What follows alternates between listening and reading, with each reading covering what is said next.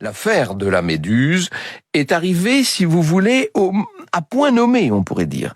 Et les royalistes modérés ont essayé de s'en servir pour essayer de discréditer le plus possible les ultras qui s'incarnaient, si l'on peut dire, dans la figure du capitaine de Chaumareix. Et aux élections d'octobre, les ultras vont perdre cette espèce de majorité écrasante qu'ils avaient jusqu'alors. Ils n'auront plus qu'un tiers des sièges dans l'Assemblée, ce qui, me direz-vous, n'est déjà pas mal.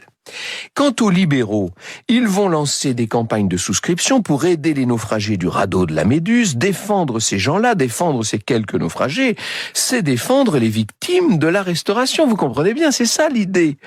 Il y a une dimension politique très forte dans cette affaire, et c'est ce qui sans doute a donné à cette histoire du radeau de la Méduse toute sa dimension et toute son importance. Pour tenter d'étouffer une affaire qui devient de plus en plus gênante, le gouvernement va essayer de charger le capitaine de Chaumareix au moment d'un grand procès qu'on va rendre, si j'ose employer cet anachronisme, médiatique. Il y a une commission qui se charge d'interroger les témoins du naufrage. La commission interroge 23 témoins entre le 22 janvier et le 6 février 1817, nous dit Jacques-Olivier Boudon.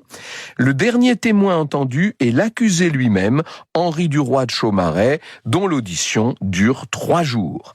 Et on peut dire qu'après avoir entendu tout ça, eh bien, le procès va prendre toute sa dimension.